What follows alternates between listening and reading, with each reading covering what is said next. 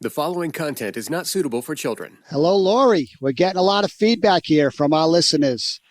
It seems like that episode on what we're now calling resilient sex, to do a thorough assessment, to look at your body, your mind, your heart, even how spiritual you are in the encounter, to really look at that before sex, during sex, and after sex, and really get curious. You and your partner, 1 to 10 score. Give yourself a grade. This isn't about judging. It's about trying, are you happy with those scores? Let's come up with a plan to change that. So we got so much feedback on that. And we presented a classical average Joe, average Jane, where the husband was pursuing for sex and a wife was feeling the pressure of that. And we thought this week we'd switch it around. What about those couples where the wife's got the high energy and the husband is more low energy sex? This is good to talk about. I want to talk about it. I can see it out in your face. Let's do it. Welcome to Foreplay Radio, Couples and Sex Therapy. I'm Laurie Watson, your sex therapist. And I'm George Fallon, your couples therapist. And we are passionate about talking about sex and helping you develop a way to talk to each other. Our mission is to help our audience develop a healthier relationship to sex that integrates the mind, the heart, and the body. For a great personal lubricant, please check out uberlube.com and use the coupon Foreplay to support us at the podcast. Thanks. It really did come to me as I was playing the average Jane, how I wasn't really representing all of the women that I know and that I talk to about, especially those women who are more sexually pursuing and what they might be feeling in the experience. So I think this is important for us to represent them and talk about it and talk about what they feel. Exactly. And just a caveat here. These scores they're static and moving. They're not entrenched, right? So don't get all disappointed in these scores. It could change over time. One night I could be feeling something, the next day I might have different scores. But the spirit of it is just to get people to be curious. Like if you notice your body's not really engaged, you don't do vulnerability, then that's probably telling you there's more that you can do to get higher levels of engagement. And what we know with people having great sex, they have the highest levels of engagement across the board. So let's get into this. What are you calling her? Maybe the sexual pursuing Jane. Jane right. Is just stuck in my head. Good. Sexual pursuing Jane. So let's check in with your scores. So again, we're going to break this down. So pre-sex, during sex, and after sex. I'm all about it. I'm all about it. Right at it again. All right. So we start off in the mind. What would you give yourself that erotic score? Like how much you thinking about it? Are you kind of getting into details? Are you kind of falling into fantasy? Yes and yes. Definitely. I mean, right. I when I'm thinking about an evening, maybe it's Friday night. Yes, just like the average, maybe lower libido or more sexually withdrawing Jane, I'm thinking about planning a night and, what I'm going to cook. But I'm also setting the scene. The dinner includes wine because I want us to feel less inhibited. That, my arc of the evening includes what's going to happen later. Mm-hmm. It's the bedroom. It's what I'm going to wear, what we're going to do, what we're going to do in bed. I'm thinking about those details as much as the details of how to cook the pork chops. That's right. So you'd give that what? That's like an 8 at that point, sort of early. Okay, 8.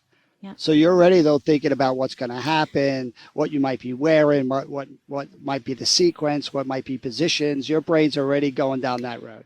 Yeah, absolutely. I probably I'm not quite as scripted in what I want to have happen. I mean, there are times that maybe the fantasy is more explicit and that can really help. But sometimes it's just like the excitement about we're going to have sex. Awesome. All right, let's jump into your heart. Now, how primed up are you with the romantic side of you? That's, like you said, you're cooking pork chops, wine, candles. Sounds like there's a lot going on there. That's primed. I'm a woman. All right. I love romance and, I have flowers on my table probably 360 days of the year, always. And, it's like important to me to have the setting work. Yeah, it's definitely important. And I probably would love it if my husband were more romantic, but it's not really a huge requirement for me. I supply a lot of that. Yeah. So again, high score, 8, you're going to go with? Probably 8, yes. All right. So let's go into the vulnerability. Are there fears kind of also alongside? Is your husband going to initiate? Is is he going to be interested, or are you going to orgasm? Like, do you kind of carry those fears into? No, No. I don't. Okay. I mean, I think that, certainly in the conflict place, there's been, is my husband going to initiate? But in nights that, I already know there's going to be sex. I don't worry. I don't worry. I really trust my body. I really trust my body's response. So there's not a lot of worry, but I would No. imagine if your partner is kind of lower energy, then kind of that possibility of being rejected or kind of not. Okay. Yes. That would be a bit of a worry. Like, what if he's not up for it? So what if I plan this whole thing and he's not up for it, or he's not interested, and then, I could probably be protecting myself a little bit about that disappointment, but I'm certainly not feeling anxious about how it's going to all go. So what would you give yourself, that score? That shadow's lurking, but it's not really that big. Yeah. So this is my vulnerability. Mm-hmm. I think I'm really open. I think I'm pretty vulnerable. So an 8. I mean, I'm willing to go into it open-hearted, ready to get slammed if that's what it takes. Well, I guess the way I'm, and this is a work in progress, right? This resilient sex that we're talking about. When I talk about a high vulnerability score, what I'm talking about is there's big kind of fears and things that you're trying to manage. And if you're really open, and that would probably be low on that vulnerability score. Okay. So you're saying, how clear is my heart? Is it shadowed with fear about rejection? Exactly. And if the fear is big, then that would be a high vulnerability score. Mm-hmm. Well, given that I've also kind of lived this as a sexual pursuer with a man who is a sexual withdrawer, and, I think it depends on the stage in our relationship. Mm-hmm. I think early on, when there was a lot of rejection, I would feel anxious about that. Yeah. So it was probably like a 4 and 5 in terms of coming into it open-hearted. All right. Good. So let's switch to the body. How in touch are you with the excitement, the warmth in your chest, the tingling in your extremities, like the skip in your step? Like how in touch are you with that? So very high, 9, 10, very affectionate. My body longs to hug him, touch him. I definitely feel that high score of my body longing for his body. But that's kind of, affection is something that I live on. So that's always good. And how about your genitals? How aware are they? Usually 0. Again, every time I hear this, my brain goes, what? It's so hard to imagine that you start off with 0. It's so often with men. It's like, it's so disappointing to be in a female body, right? Locked in this body. So you're saying even your brain is thinking about it. Your heart is primed. You want touch. Everything's online. Your scores are all 8 and 9s. Your genitals are 0. 0. I think it's so hard I am so jealous of men that, feel something in their genitals. Women just overall, I mean, yes, if it were a really, really erotic day and, was thinking about it a lot, maybe you'd move the needle. But it's just so hard to move the needle when you don't have any gas in your body. It's like there's no fuel that funds that physiological response. So if you're in the shower and you're kind of washing your body, that doesn't kind of, those areas don't really kind of turn up a little bit? No. All right. Okay. And how about, we're adding this component because we want people to have as expansive sex as possible. Mm-hmm. And so many couples do describe states of transcendence And a lot of us have been really taught to compartmentalize spirituality away from sex. And it's right. But, if all great couples talk about it, then, maybe that's something a lot of us need to consider and find the ways of integrating. So what would you give your spiritual score, as you think about heading into this intimate act with your partner? That's such a good question, George.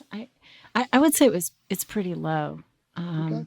I don't think that occurs to me at this stage in the sexual evening. Okay. Yeah. So like three. a 2, 3. 3. All right. 2, 3. So again, we're looking at these scores and just saying, hey, a lot of high scores around the erotic and the romantic and your whole body being alive and sensual. That's great. You're primed. Right. Some things that maybe we can do some improvement on is we got this vulnerability score. There are some fears lurking. Can we talk about those fears? Can we reduce those numbers? The genitals, are there anything you can do to kind of, or spirituality? Like the more you can kind of think about that or come up with Let me just plug Scream Cream here again All right. with Triangle Compounding Pharmacy, which was, you can find it on our website. Definitely Scream Cream. It's a vasodilator. And so and for women who their brain is not engaged, it might enliven their genitals, but that doesn't connect. But for a woman whose mind is there, it could be a really good thing. Nice. So we ready to move on to sex itself? Sex itself. Go for it. All right. Let's hear. How's that erotic mind going? Totally in it. Yeah, right. Totally in it. And kind of fuzzy, like lost in it. It's no longer what we're going to do. There's no agenda. There's just kind of in it. So that's where it starts to go towards playfulness and creativity. Yeah. Like you're just. And passion, it's like you kind of let your mind go. I mean, don't think about the chores. I don't think about the children. I don't think about my body anxiety. I don't think about that stuff. I'm just there. Right. But that's where you also have the most access to your erotic mind. Like you're kind of come up with things here that you wouldn't normally come up with. So that score would still be pretty high. Really high, yeah. It might go a little bit down because you're letting your mind go. No, it's high, but it's kind of just so fluid with my body. I think it's hard for me to distinguish. I'm sorry, I'm making this complicated. No, it's good, and then we're getting clear as we do this. Okay. Actually, let's come back after break and finish this. Okay, come back after break. Uber Lube is our sponsor, and this is a lubricant that I have recommended for many years. It's got long-lasting performance. It doesn't get sticky, which, let me tell you, as a woman, that's important. No sticky feeling, yuck. And it doesn't have any taste. It's scent-free, and it's made out of like silicone and also vitamin E, so it leaves you feeling soft, which is good. I love the packaging. I've said that before, and I really do like that. It doesn't cause any allergies. So many of the lubricants out there do cause allergic reactions, and this one doesn't, so that's great. It's also recommended by other doctors, thousands of doctors around the world. And it's so necessary to change the stigma, like there's something wrong if you need it. I mean, this is what helps us become more intentional and more playful and have more fun. How do we see this as an ally in our sexual adventures? It kind of is insurance that it will feel good. But even insurance, it's like, even if everything's working great, why not have a little extra fun there? Little extra fun with Uberlube. And you can find it on uberlube.com with the coupon foreplay for a 10% discount. So for all you therapists out there listening to our show, I really want you to check out successinvulnerability.com, our new training website that we believe is taking online therapist training to the next level. It's so focused on moment by moment, practical moves, less theory, to really get people to have immediate success. Right? We're trying to measure targets of change so we can see if we're on target or we need to adjust. And the feedback we're getting is really excited. We're incorporating that feedback to continually adjust and to change the schedule. And come join us, SIV team. Also, I'll just put a plug in for it as well, because I am one of the learners, and they just released Module 3, which is so nuanced and so smart. I was listening to it thinking, this kind of instruction just is not out there. How to do the micro moves that change people's hearts toward each other. It's so good. So it's reasonably priced. I just encourage you to go over to successandvulnerability.com and sign up. It's great training. All right, so let's finish this up. You're saying during sex, this erotic mind is still kind of racing, but there's also this letting go that you can kind of get caught in the moment. Yeah, like go ahead. No, how about your heart? How's it doing? How's the romance? Definitely big heart here. Big heart. Big heart, just full of love, full of vulnerability, open to whatever. And how about that more fearful side of the heart? That's now that you're in the act, those rejections kind of go down, they kind of disappear. Yeah, that all goes down. That goes away. Okay. Once I'm in the moment, good for it. Okay. And how about your body itself? Still high scores? The sensuality, your kind of touch, still. Oh yeah, touch. All that is like 9, 10. Just absolutely like love that, feel that, open to that, enjoying that.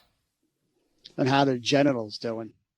So, like any woman, it takes a while for that to come up, and it depends on what we're doing. It might depend on if we use a vibrator. It might depend on, if we get right to it. I think like most women, there's kind of this curve, kind of a bell curve that it's slow going up and then you hit this point and then it accelerates. And suddenly you're going really high.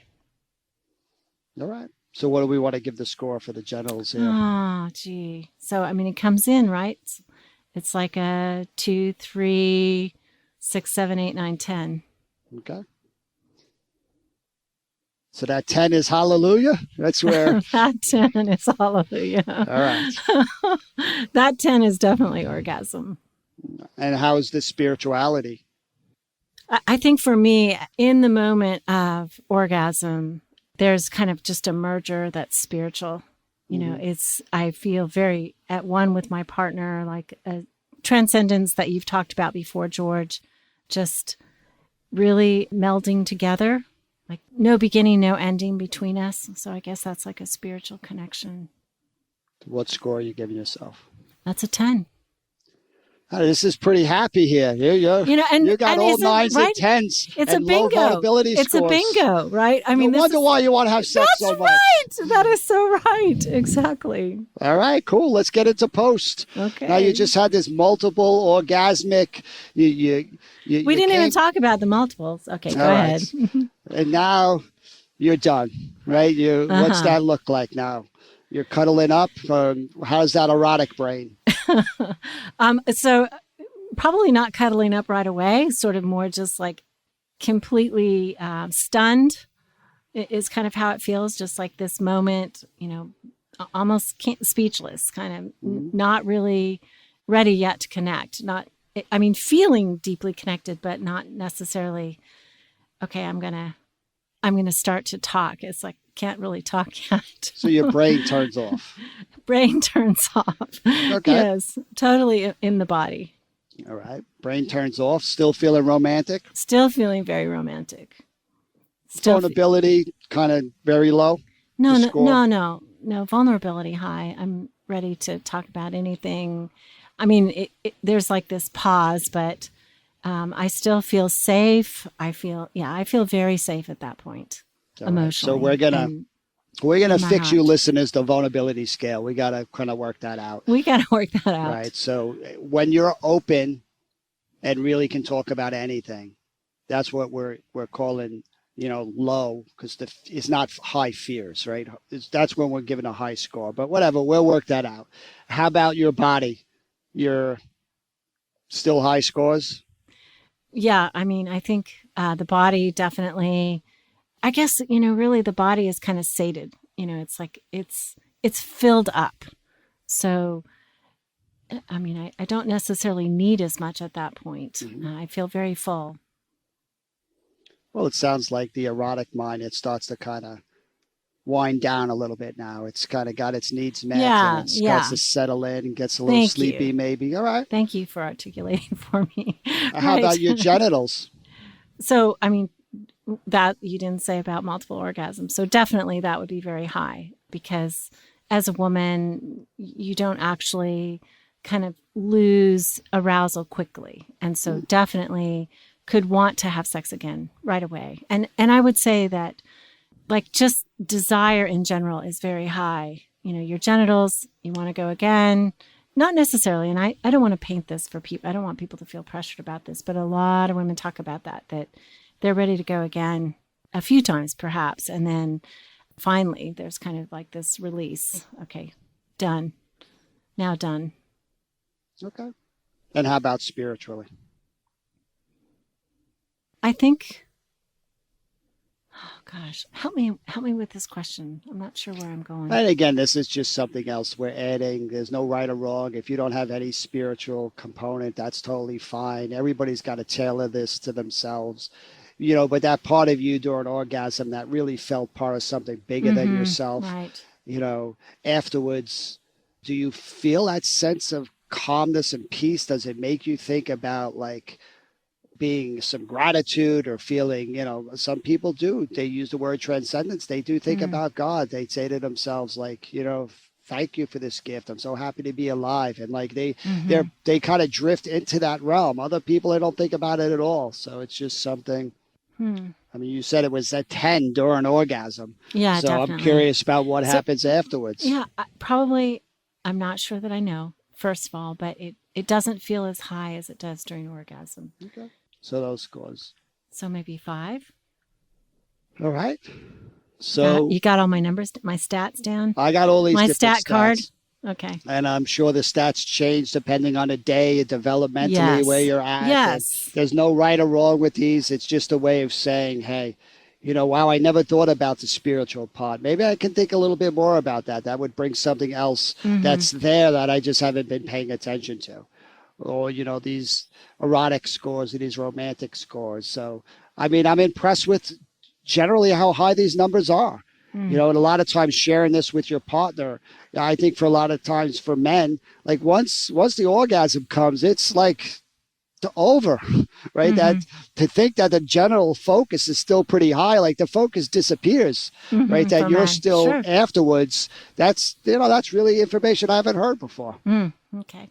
So, all right, do we have time to just give quick Low Joe a little score? Low Joe?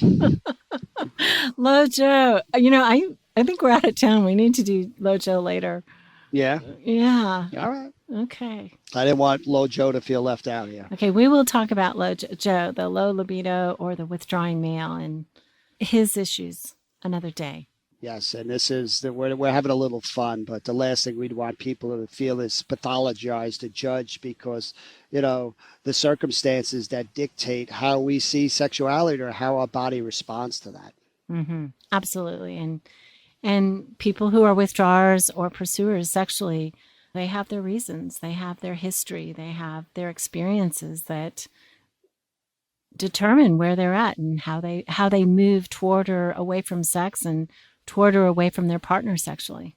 Exactly. And we always fall back to the natural state. If people are having great encounters and experiences around sex, we'd all be sexual pursuers. Like, why wouldn't you want something that's so beautiful and want more of it? If it's all a bingo. Yeah. You know, but if you have a lot of problems, it makes a lot of sense why your body gets less interested in it, right? If you're going to feel worse about yourself and you're disappointed in your partner and there's all this pressure, I mean, there are good reasons why people want to start to disengage from something that can be so important. That's right. Well, thank you. And hopefully my sexual pursuing sisters out there appreciate this because I get a lot of commentary from them like, you're not representing us. Talk about us. Well, so there you go, girl. There you go, girl. And hey, then there's a lot in between that pursuing Jane and that kind of withdrawing sexual Jane and everybody in between. That's right.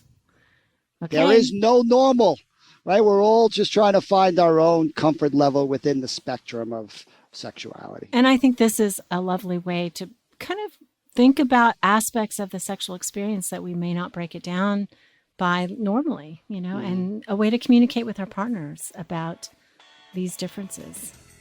That's the whole key to what we're trying to do here, Laurie. Just help people have conversations. Talk about things that most of us got no help talking about. That's right. Well, thanks for listening to Foreplay Radio. Keep it hot, y'all. Hey, I want to draw your attention to a course that George is doing for couples. It's on October 30th, and it's an all-day retreat. He is basically spending a whole day with you in experiential learning. So you go as a couple by Zoom to kind of gain the best tools and understanding of how to grow and safeguard your relationship. Again, this is by George. We will have a link to it under the resources on our website or link hopeandrenewal.org connection-course. Laurie, I want to give a big shout out to our patrons whose support is really helping. And as we're starting to notice, with success comes more expenses. Right. And it would really be great for our listeners to have new patrons come and join us to be part of this mission, talking about sex, the importance of that to change our culture, to help us not have to figure this stuff out and feel ashamed and alone with all this. That's right. Thanks so much. I mean, it feels good that people are believing in this mission, wanting to help other couples and wanting to help make sex something that is beautiful and easy to talk about and reduce the shame that people feel about it. So your financial support has been helpful, and it would be wonderful to have you behind us. Call in your questions to the Foreplay question voicemail. Dial 833-MY-4PLAY. That's 833-4-PLAY. And we'll use the questions for our mailbag episodes. All content is for entertainment purposes only and should not be considered as a substitute for therapy by a licensed clinician or as medical advice from a doctor.